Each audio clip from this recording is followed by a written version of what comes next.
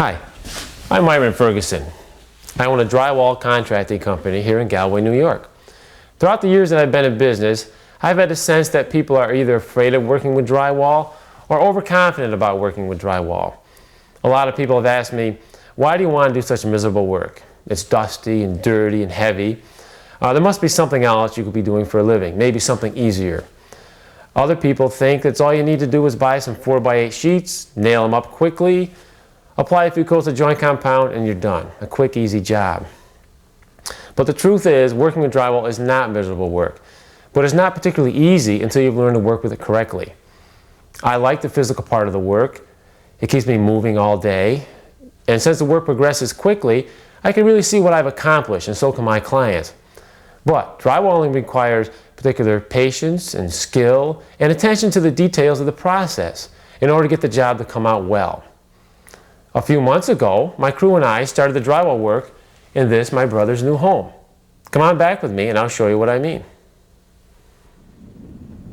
Here we are driving up to the house to measure and estimate for the drywall job. And I'm already thinking about things like accessibility to the site, the condition of the driveway, location of power lines, and anything that might interfere with delivery of the materials we'll need.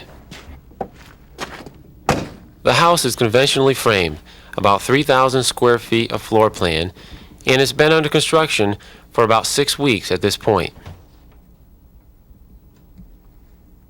I start with a quick walk through the house to figure out where I'm going to start measuring and find out how ready things are for my crew.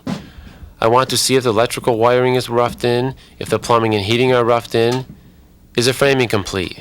Is insulation done? Has the building inspector okayed everything so far? This water cutoff and any other large plumbing projections have to be removed before we start, and hanging electrical sockets have to be tucked up out of the way. Here's the master bedroom with its high, steeply pitched ceiling and gable end walls. Each inside corner has to have a good nailing surface for the drywall. This is good. This is good. But here's a place where there's no support in the corner for the wallboard. So I'll have to remind the builder to double check this before I get back. You've got to keep an eye out for the alignment of the studs in each wall. Here's a doorway stud that's bowed out of plane from the rest of the wall. You can check the alignment simply by pressing any straight edge against the wall, spanning 4 or 5 studs. This is a typical construction mess, but it all has to go before we can hang drywall. Usually, the electrician will have tucked in these wires, but if he hasn't, I've got to, so they don't interfere with the cutting out of the hole for the electrical box. I usually cut holes for the electrical boxes after the drywall is attached, so I've got to mark their locations now, as well as the position of heat ducts and plumbing cutouts. This mark indicates the exact edge of the heat duct.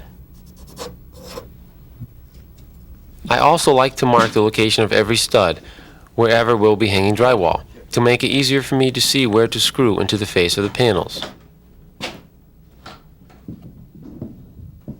Now I start measuring the walls and ceilings in each room that gets drywall, so that I can make a list of the lengths and types of panels to order. Here, for example, this wall measures 183.5 inches, which is a few inches over 15 feet. Drywall panels come in even lengths, 8, 10, 12, 14, and 16 feet. So I'll order 2 16-footers for this wall and then cut them to fit. To minimize the total seam length, I'll hang the panels horizontally, right across the window, which I'll cut out later. If I were to hang 8-footers vertically, then I'd have 20 feet of seam to tape, compared to the 11 feet I get with a horizontal layout. Usually the savings is a little less than this, but it's still significant, about 25% of the seam length and the work in taping for going horizontal. I use the wall measurements to tell me what lengths I need for the ceiling. The joist spacing tells me what thickness I'll need in the ceiling panels. And the joist direction also helps me decide what lengths to order, since drywall panels are actually more resistant to sagging along their lengths than across their widths. In the master bedroom, I'm going to measure a ceiling that's about 20 feet long. Drywall panels are not available in lengths over 16 feet, So I've got to figure an arrangement that will minimize the number of butted seams and will keep the butted seams staggered. What's a butted seam, you ask? First of all, here's a tapered edge seam that you'll find where the long edges of uncut panels come together. These edges are designed for easy concealment of the finished tape joint. Now here's a butted seam, which you get when joining the ends of panels or any two cut edges. Since these edges have no recess, it's harder to hide the tape seam. This knee wall measures just a little over 54 inches high, so this is an ideal place for 54-inch wide panels. The standard width is 48 inches, but 54s are not hard to get. After I take a few measurements, I enter the size and type of panel on my tally sheet. I use a dot tally system that I learned in forestry school when we were counting trees, but you can use whatever system you like. I'll make a few final tallies and notes, and then I'm ready to place an order to arrive when everything is tidied up and inspected. This house is going to take about 9,500 square feet of drywall.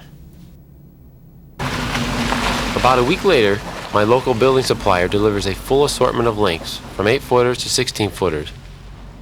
I can order these pretty much as I need them, but if you're ordering from a supplier who doesn't normally carry a wide variety of sizes, you better give them a few weeks advance notice. Carrying the panels is usually a two-man job, especially the longer panels. The easiest way that I've found is for both people to be on the same side of the panel, each using the same hand to hold the panel, top and bottom. Let the panel lean in slightly, resting against the shoulder. We're carrying 2 sheets at a time here. When possible, stack the panels on edge against the wall. Segregate the panels by length and thickness and type of drywall, and distribute them around the building. Smaller sheets, certainly 8-footers and 10-footers, you can carry solo. Balance by holding at the center and lean against your shoulder. I've carried 12-footers alone, but I enjoy this work enough so that I don't want to wear myself out while I'm still young. Longer panels are heavier, of course, so I break the bundles apart and we carry them one at a time. If you have to stack the panels on the floor, place them with a good face down so they don't get hurt if they're walked on. And make sure the edges are lined up to avoid damage if it's stepped on. Now, watch Jim and I set this 16-footer down, being careful not to damage the edges or our backs.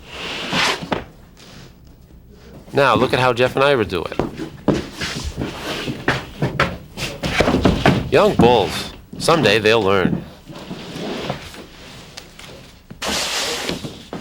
My brother's house has got this convenient balcony over the dining room, so we can easily hand long sheets to the upper story. Without a feature like this, I would have asked the framers to leave us an opening in an exterior wall at the second story level, until we had moved in with the drywall. Now it's a few days later, and we've already started hanging drywall. We always attach ceilings before the walls, so that's what I'm going to show you first.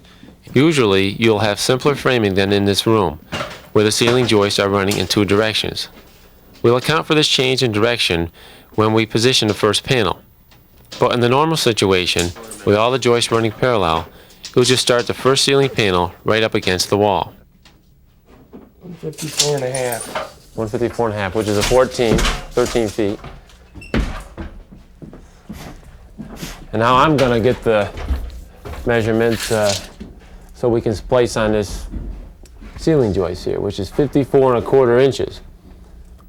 Okay, our panel has to splice on this ceiling joist, which is 6 1/4 inches over 48 inches away from the wall. So I'm going to measure 6 1/4 inches over here and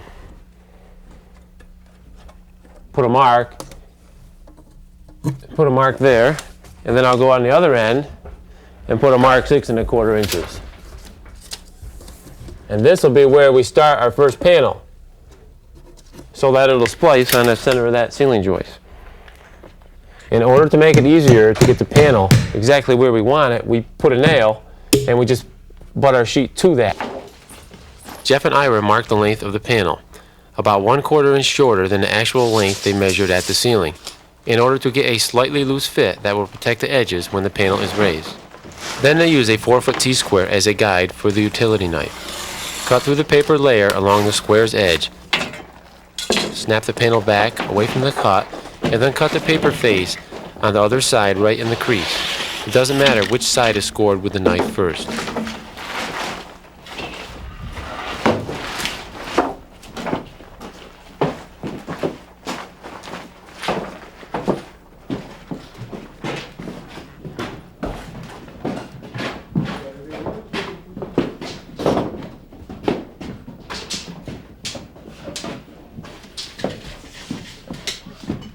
The guys position the panel by lifting one end into place while they keep the other end low, which keeps the ends from binding as the panel is squared up.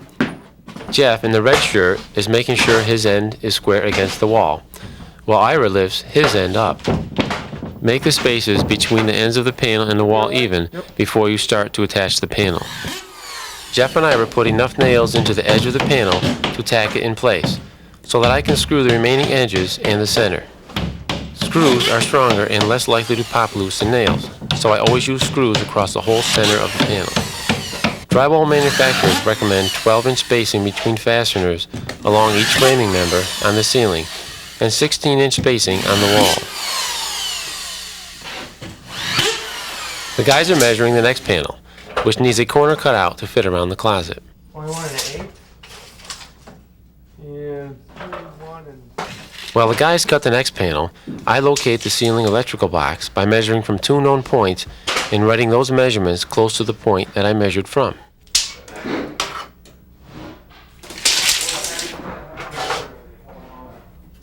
Ira scores the face paper horizontally to begin the cutout for the closet. Then he pencils a line for the saw cut.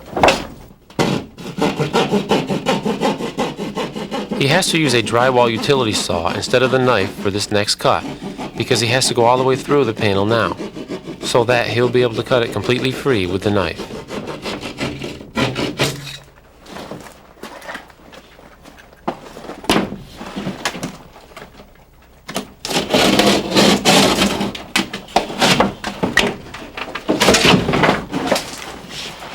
Meanwhile, Jeff is cutting the panel to length. And once he gets his utility knife back, the guys carry the board in, using a low carry for maneuverability and because the panel should start in a low position for placement. Once again, maneuver the panel into place by starting with one end high and square to the wall and the other end low.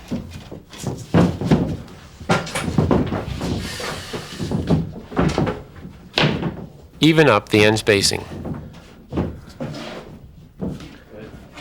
You good? This panel covers an electrical box, which we'll need to cut out, so for now we just tack it into place. There's no real option to a screw gun with a magnetic screw tip for this job. These drywall screws are designed to go into wood. For metal studs, the threads have a finer pitch. Don't mix them up. Get screws long enough to go 5/8 of an inch into wood framing. The gun adjusts so that the screw's head ends up just below the paper surface, without tearing the surface or damaging the gypsum core. I use the measurements on the panel and on the wall to mark the location of the center of the electrical box. Now I use an electric drywall router to cut out around the outside of the box. Push the bit through the drywall at the mark and out until the bit hits the edge of the box. Then withdraw the router, hop over the edge of the box, and cut. Too much pressure against the edge of the box will sometimes break the bit. I always have some extra bits handy. After a quick replacement, I'm back in business. The bit has a pilot end that rides the outside of the box without cutting into it. The proper direction to move is counterclockwise, looking up at the router.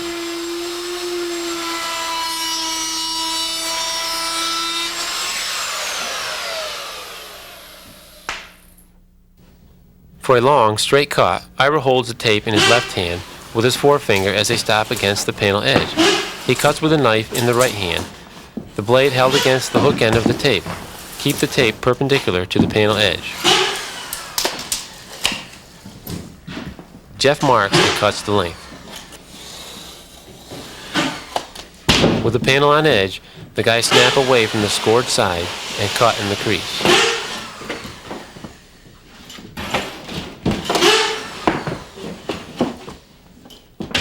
The end is trimmed off and the narrow strip goes up into place.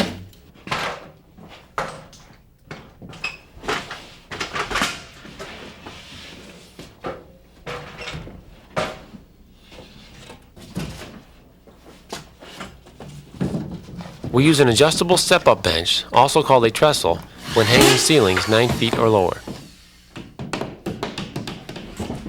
Now we hang the steeply pitched ceiling in the bedroom. The ceiling has been furred up to provide solid nailing over the rigid insulation.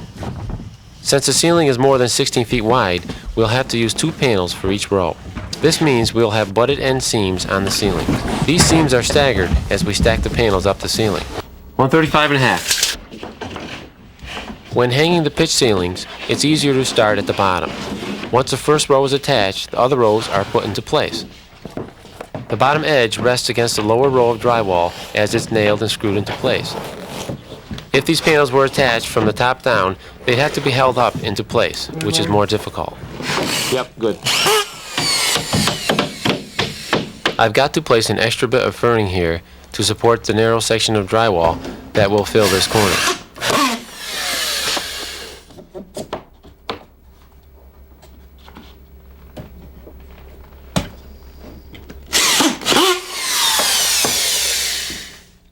We always hang the walls after the ceilings. Generally, we hang the first wall panels high on the wall against the ceiling, and the guys are getting ready to do just that. Ira's measuring the height of the window header, while Jeff starts nails along the top of the panel. Ira scribes the header height onto the panel with his utility knife.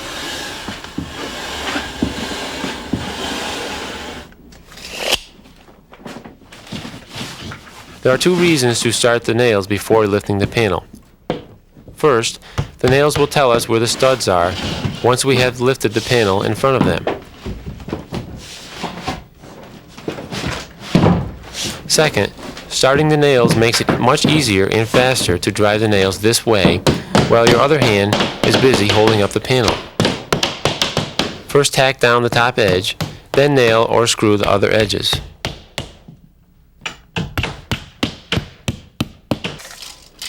Jeff and Ira get the length of the bottom panel, and I use a drywall saw to cut out the window opening. I just guide the saw along the edge of the studs framing the window, sawing until I hit the bottom of the header. Since the back has already been scored, I just snap the panel forward and cut along the crease to free the waste piece.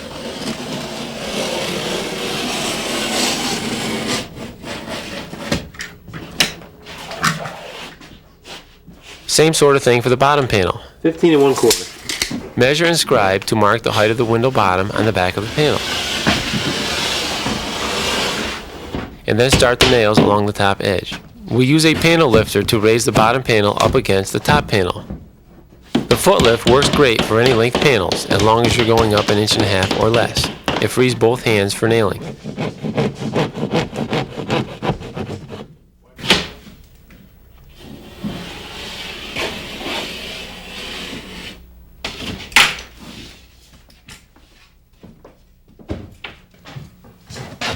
I've already located the outlet boxes with X's on the floor. So here I am taking off the height to the center of the boxes and marking that above each of the floor marks. Notice that the bottom of the panel has not been fastened yet. This goes just like that ceiling box. But don't apply too much pressure against the panel with the router or with your foot, or the drywall will bust out as the box is cut. That's why you don't fasten the bottom edge before cutting out these boxes. Here's a termite's view of the bit following the outside perimeter of the box.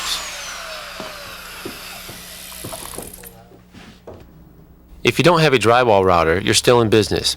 With a 2-foot framer square, mark the electrical box edges in height, top and bottom, on the floor. Once the panel is tacked in place, transfer the measurements to the drywall face.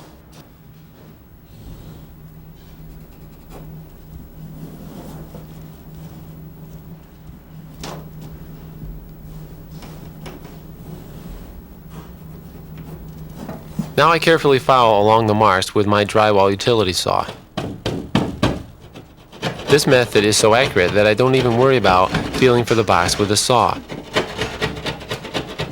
If I were to run into the electrical box slightly, I'd simply adjust my aim. Electrical outlet covers won't overlap this opening by much, so you've got to be accurate here. If you're even 1/4 inch off, it'll have to be patched. On sections of walls 4 feet wide or less, I'll often stand the drywall panel on end so that the entire wall is covered by a solid piece. No seams, and no need to cut the panel to width before hanging. I just hang the whole panel and then cut along the outside stud with my utility knife.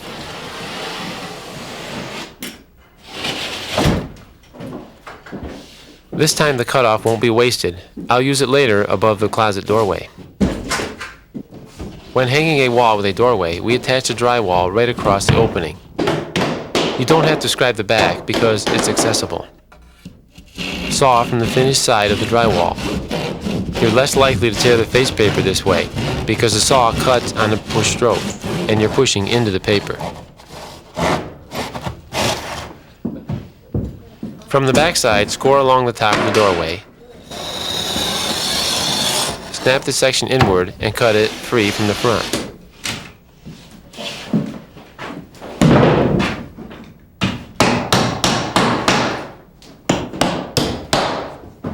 Drywall can't be forced into place. If you force a piece that's even a little too wide, it'll bust apart at the edges.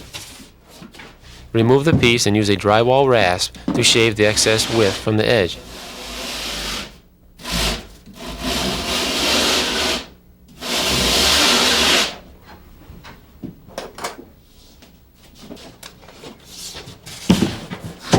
That's all it needed, and now the piece fits perfectly. On gabled walls, I like to hang the bottom panels first and work my way up. We start by measuring the height of the little bit of left-hand corner where the next panel will fit. All of our measurements go onto a sketch I made on a scrap of drywall. Same as the last sheet, 14 feet. Because these panels are 4 feet high, I use a 4-foot T-square to find where the top edge will hit against the ceiling.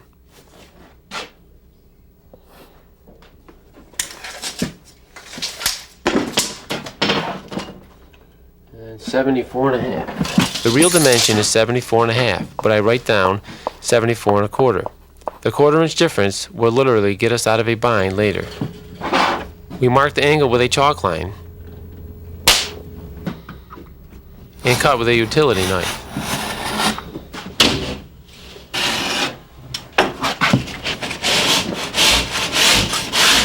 And I smooth out the bumps and rough edges with my drywall rasp.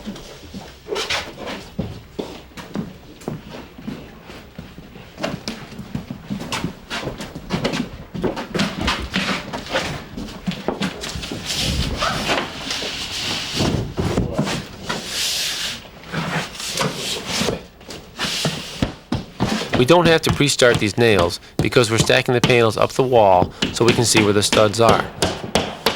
Along the ceiling edge, we've pencil marked the stud locations.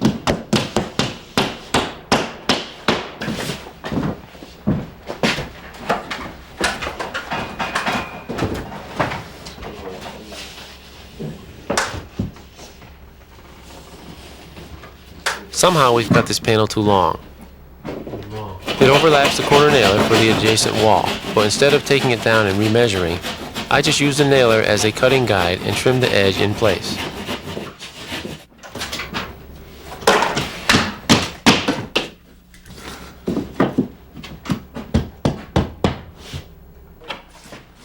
Another way to treat the intersection of a ceiling and wall is called a floating corner. It's designed to reduce nail pops in the corners due to settling of the framing. We've attached the ceiling panel with screws 7 inches in from the corner. When the wall panel is hung, we keep the top row of screws about 8 inches down, so no fasteners go into the top plate of the wall frame. Use this technique if your building was framed with non-kiln dried lumber or with kiln dried material that's been rained on and never had a chance to dry properly after being framed. The edge of the ceiling panel can't sag because it's held up by the wall panel. After all the drywall is attached, you want to protect all outside angle corners with a metal corner bead. Here I'm installing a full-length corner bead, leaving its bottom end 1/2 inch off the floor. If there's any settling, the bead won't bind and come loose. I drive the nails in pairs on opposite sides of the bead. Make sure the bead's edges lay flat against the wall.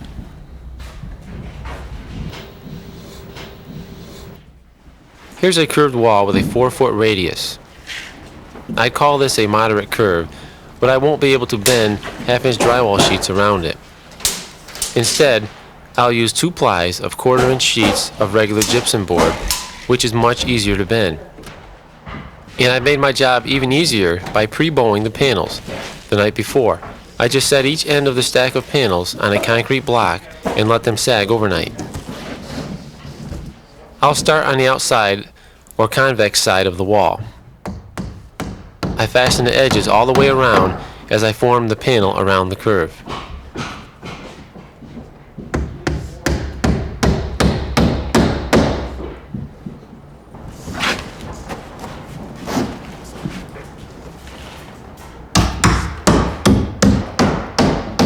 I cut the panel a little long on purpose. It just needs a quick trim before I push this corner home to a snug fit.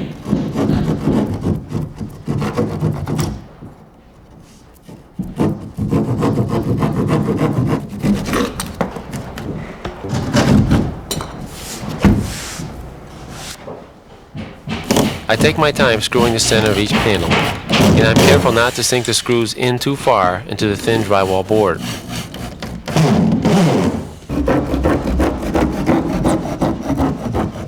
After some more trimming, I'm ready for the second layer.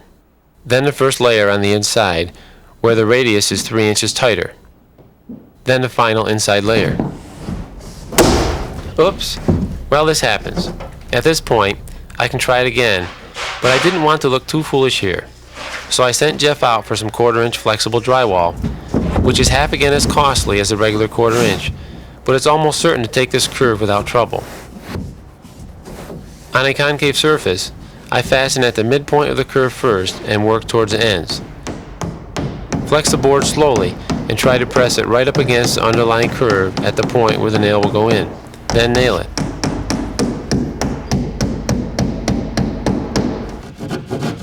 For archways, I hang the face panels right over the opening and cut out along the arch. It's just like any doorway.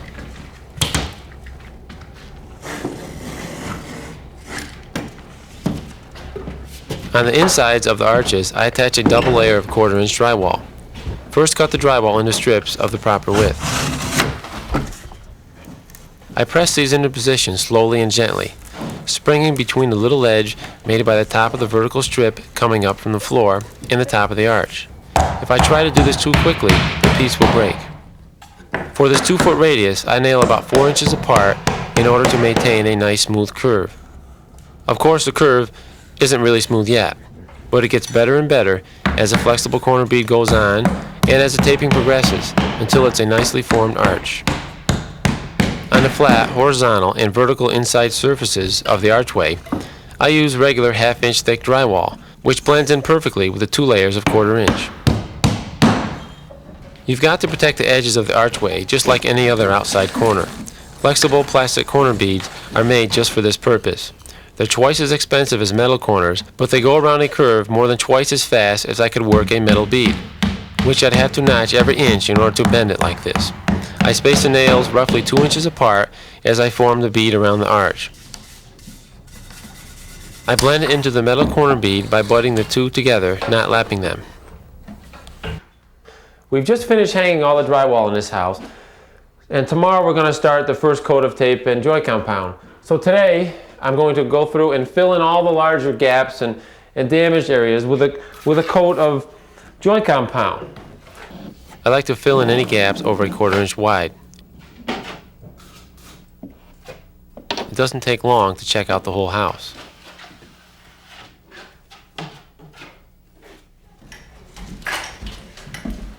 Okay, so we finished attaching all the drywall. Now the next step is to start the taping process. One of the main purposes for taping is to cover all joints and inside corners, any place where the panels have butted into each other has to be covered with tape and joint compounds to strengthen the seam and to help hide the seam. The first coat is called the embedding coat, where the tape is actually embedded in the joint compound. It would be followed, after that dries, it would be followed by the second coat, which is a filler coat, which widens the seam and helps blend it into the panels. The final coat is just a thin layer that helps blend the panel in together, which is the final goal, is to blend all the seams, inside corners and seams, so we have one smooth surface. I prefer to use a setting type compound for the first coat, which is the tape embedding coat. The compound comes as a dry powder and is mixed with water. I chuck a large paddle mixer into my 1/2-inch drill and stir until smooth.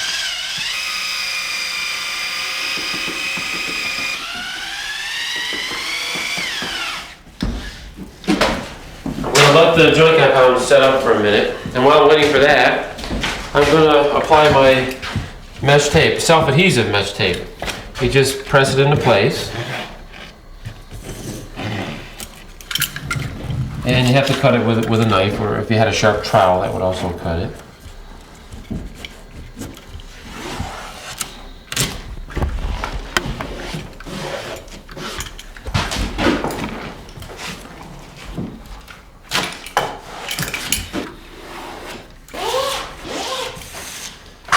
While you're applying the mesh tape, you come across an electrical box. I usually go right across the box with the tape, so that when I'm filling the joint, it avoids some of the joint compound from getting into the box. A minute or so has gone by, so now I'm going to remix the joint compound. And it's a little thinner than I like it, so I'm going to add a little bit more of it, the dry mixture.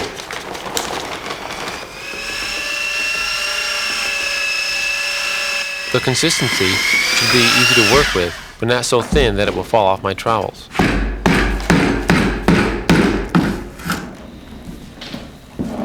Before I apply the compound to the seams, I fill the depressions over the screw heads that fasten the center of the panels. I cover these screws in strips rather than individually because it is faster and easier to sand smooth later on.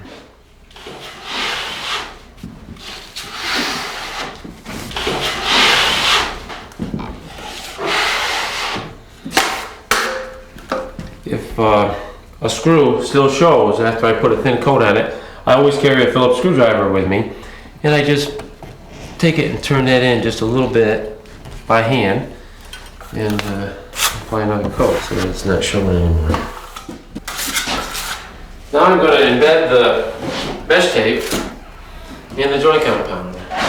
I use a 6-inch taping knife to apply a even layer of joint compound to the entire seam. Now once that's been applied, I take my 14-inch bevel trowel and I just run it along the seam, along the center of the seam, to smooth out the joint compound. This is the first coat, so it doesn't have to be perfect, but I've kept the edges beveled and a nice smooth surface. And then I'll hit the other little seams here with a coat of joint compound.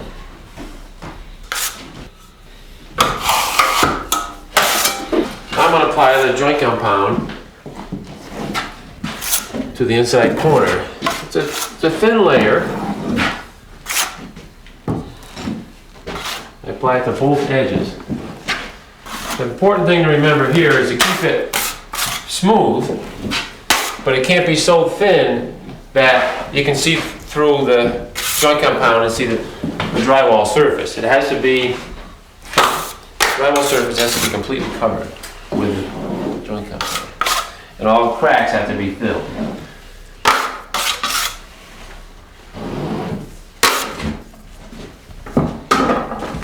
On all inside corners I use the pre-creased paper tape. It already has a slight crease in it, and I just pull it between my fingers as I'm pulling it off the tape holder.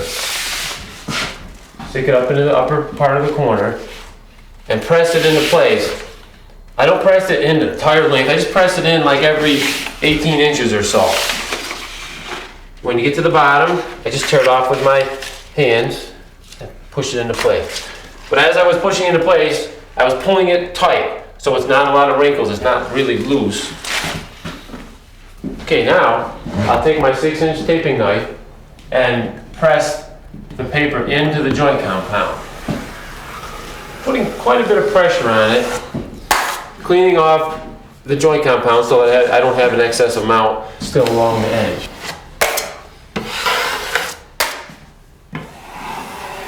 I try to keep it as smooth as possible. If any wrinkles do appear, I'll just go over it again and press the wrinkle out.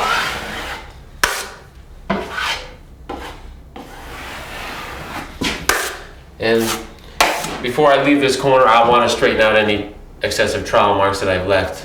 And I just go over it lightly with the knife and clean it up a little.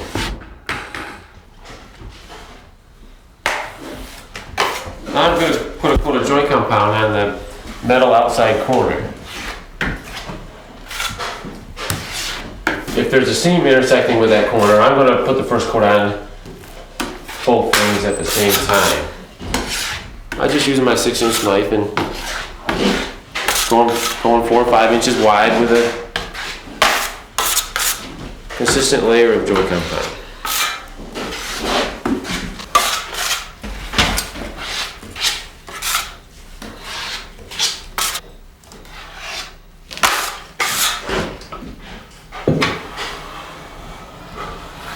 Now I just smooth it out.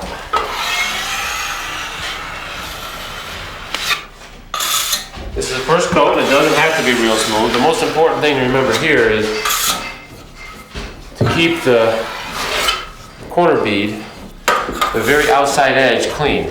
I don't have a real heavy buildup, I don't have any buildup at all really on that edge. You can still see the very edge of the corner bead. And I'm just touching it up a little bit. Here's an example of a metal outside corner that doesn't have a intersecting seam, and you'll see that's a little easier to apply the first coat to. I just take my 14-inch trowel and go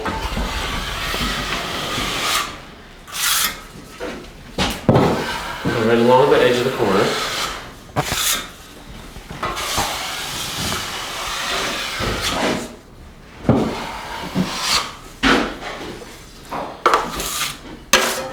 And I have a lot of excess that's on that very outside edge. Now I'll just take my knife and clean that off.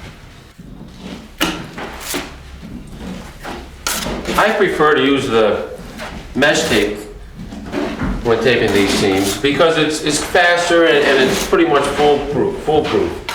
But another way to do it is to use a paper tape, which is quite popular and perfectly acceptable. But in order to embed the paper tape, you have to apply the joint compound to the seam first. A nice thin, even layer with no dry areas.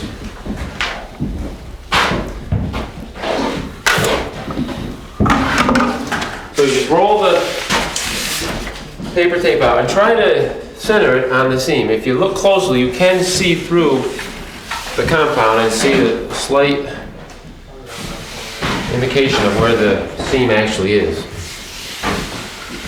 Notice how I'm not pushing it right into place. I'm keeping it pulled tight and I'm pressing it in like every 2 or 3 feet.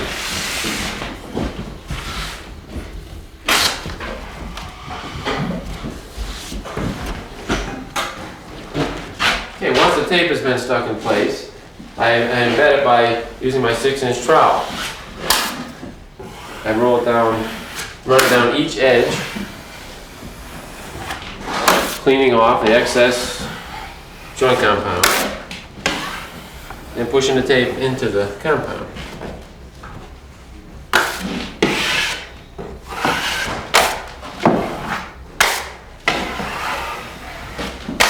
It should be pretty much wrinkle-free.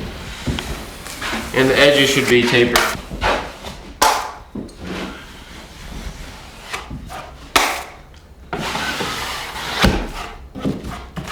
You'll seldom be able to reach ceilings from the ground, so a plank attached to empty joint compound pails works for me as a homemade scaffold, at least for 8-foot ceilings. I still want to tape as long a seam as possible in one go. I cover the seams and inside corners that are within reach before I move the scaffolding to the next area.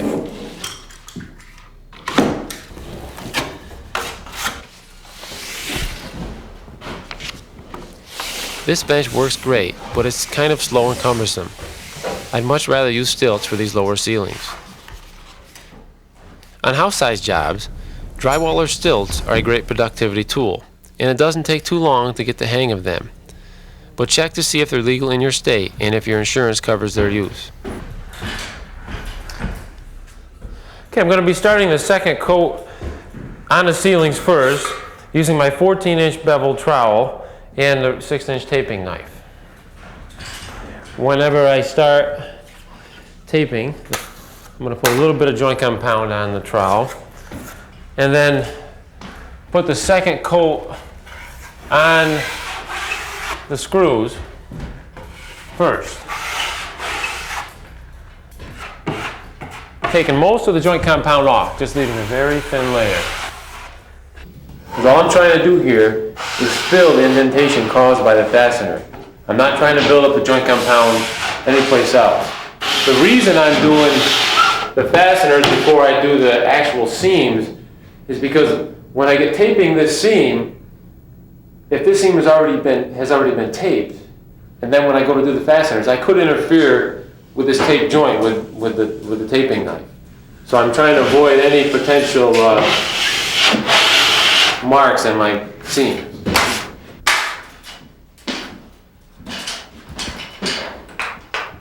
Now, I'm going to start after I get the fasteners done, I do the interior corners.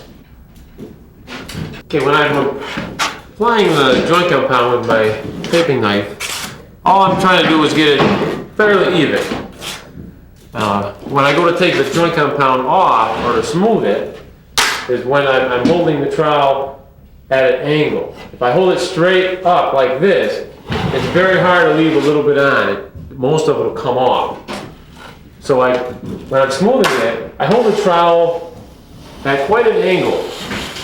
Not flat against it, but enough of an angle to not take all the joint compound. I'm putting quite a bit of pressure on it. You can see the trowel bending even a little as I remove the joint compound. It's not just letting the trowel do it. I'm putting quite a bit of weight into it.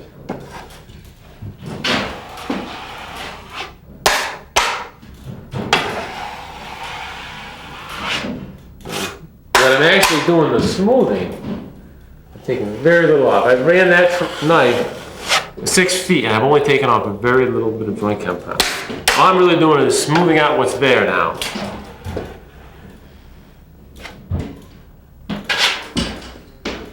If there's a little bit of, a few chunks of dry joint compound in the corners, I just take my 6-inch knife and scrape them off before I apply the joint compound.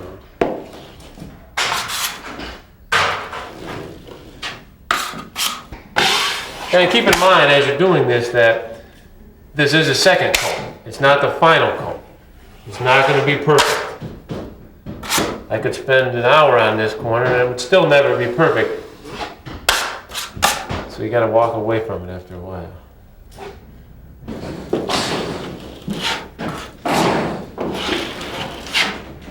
You can see that there are some slight wrinkles in the tape here. And that's what we're trying to get covered on the second coat. Making sure that those wrinkles no longer show after the second coat of joint compound and smooth it out.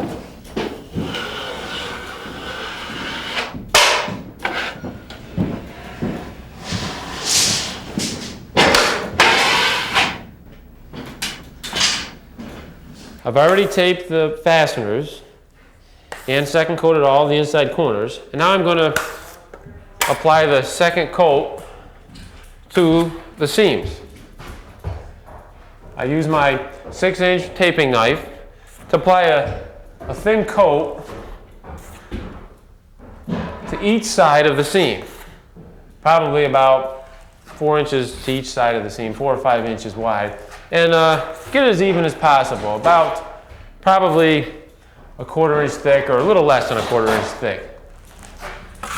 And keep it straight.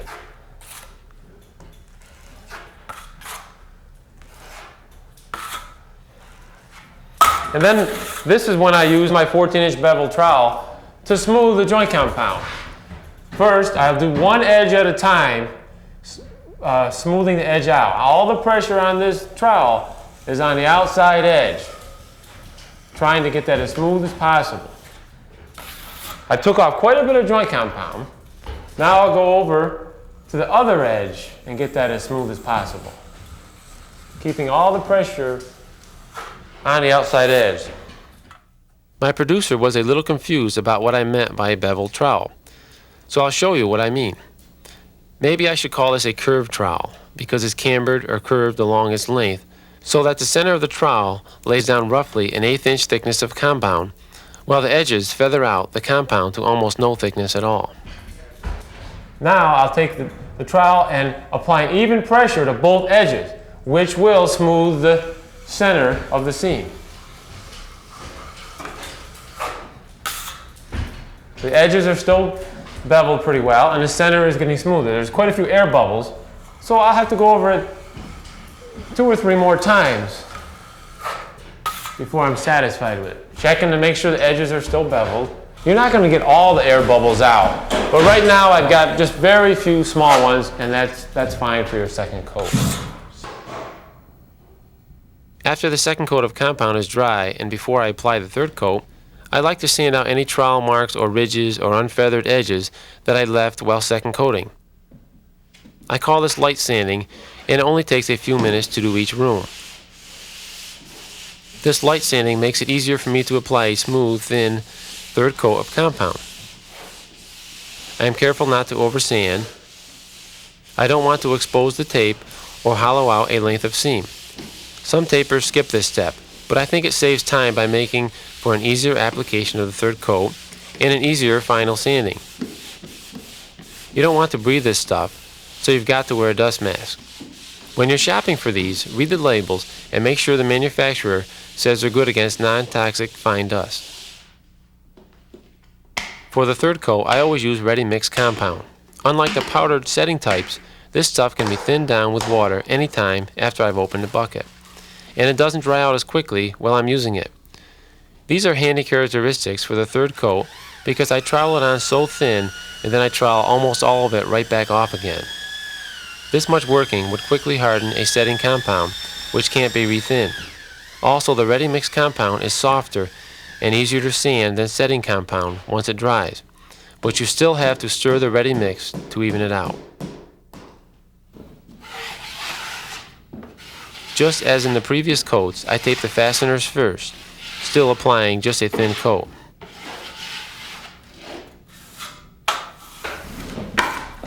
One method for applying the joint compound on the seams for the final coat is with a 12-inch straight-handled trowel. I just take the joint compound and apply it to the seam. I'm going wider than the seam by 1 or 2 inches, as long as you go wider. The idea behind the finished coat is to keep everything nice and beveled and finished smooth. So once I get a nice thin layer on there, I take the same 12-inch trowel and I remove most of the joint compound. What I just did there was feather that edge in. Now I'm going to feather the bottom edge in, removing most of the joint compound. Now all I have left to do now is to clean off the center. I've removed most of the joint compound. The only joint compound left is what's filling in any ridges I had before. I noticed there is a little ridge right here. And things like that I'm looking for as I'm applying the third coat. So I'll just put a little more joint compound on my trowel, and I know that needs to be filled a little bit more. So I'll just leave it on a little heavier. Most of it's still off. There's another little ridge here that I can see. And I just lightly go over that, leaving on a little more joint compound. And that's a good smooth third coat on the seam.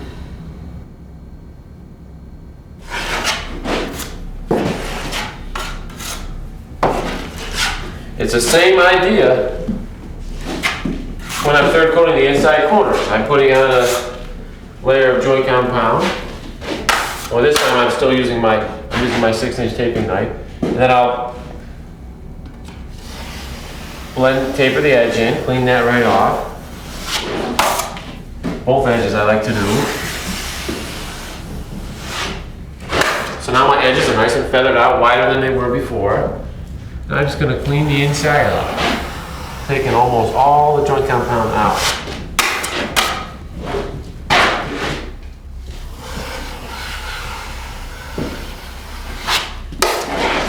Now I do damage the other side a little bit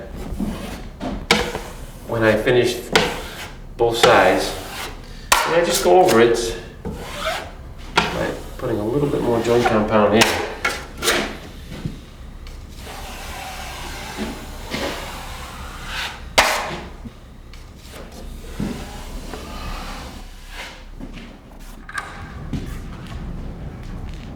Now I add some water to the joint compound to thin it down a little. I like to have a thinner mix before third coating the ceiling because I can move more quickly with a paint roller. But don't thin the compound too much. 2 or 3 cups per 5-gallon pail is plenty. The compound has to be thick enough to stay on place when applied. It shouldn't drip off the ceiling. I just roll the compound on the seam, widening it out a little, applying a thin, fairly even layer. Usually, the entire length of a seam can be done at once. Now I remove the compound in the same manner as before.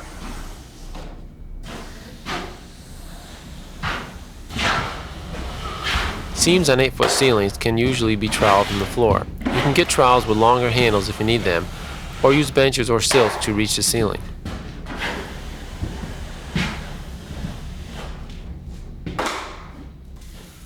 Once the third coat is dry, I'm ready to start the finish sanding. I always use a good quality dust mask. I start the sanding with a pole sander using a 120 grit or finer sanding screen or paper.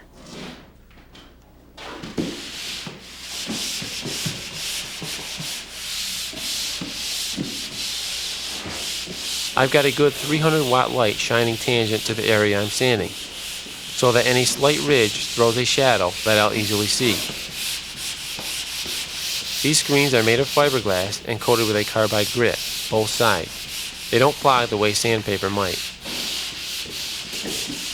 This is a switch box I'm sanding over. This is obviously the dustiest part of the job. Joint compound manufacturers seem to think that sanding is avoidable, but I know that a high-quality finish will require some sanding. Wet sanding would produce no dust at all, but it's slow and it doesn't get me the results I'm looking for. If you hate the electrician, don't bother to clean out these electrical boxes. But if you want to keep him as a friend, this is the time to cut through the tape with a taping knife and muck out the boxes. I'll vacuum them out later. Now I'm ready for the final touch-up sanding.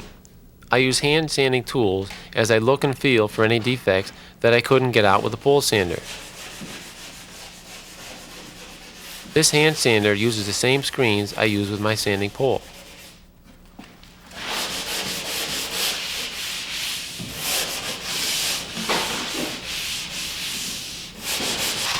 A dry sanding sponge and a folded piece of sanding screen help me smooth out hard to get at areas like the very inside crease of this corner. The pole sander works great on ceilings. I've got excellent leverage and everything's within reach.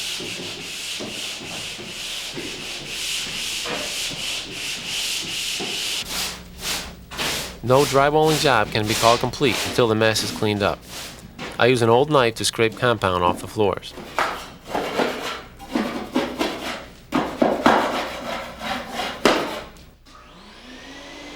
I vacuum out electrical boxes, heating ducts, and clean up around window openings. I think the room looks just great like this, but most people prefer to paint. Unfortunately, drywall is rather susceptible to damage, especially while a building is under construction. Fortunately though, it's easy to repair. This is just a scrape, but the paper's been torn. I first remove any loose paper and then I cover the area with a layer of mesh tape and joint compound. I feather the area out with 2 or 3 coats of compound, avoiding a bump that might show after painting. Sometimes you know that even the most careful worker is going to run into trouble. First I cut a patch out of a scrap piece of drywall, a little larger than the damaged area. Then I hold it over the hole and trace around the edges.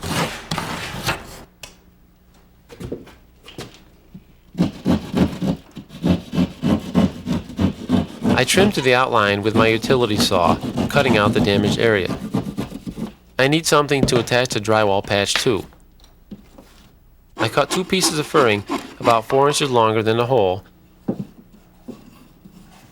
and screw through the panel into the furring, which will hold it firmly in place.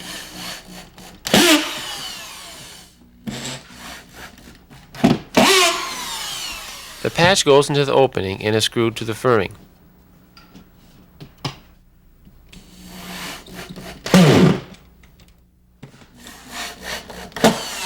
The patch is now a rigid, flush part of the panel surface. I fill in the gaps with joint compound before applying the mesh tape.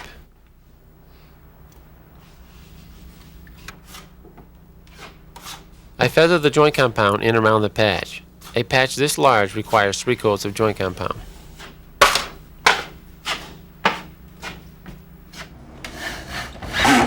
Sometimes your client will change his mind about the location of a window or a door or a closet opening. Large openings need to be framed in so that there's plenty of nailing surfaces to attach the drywall to.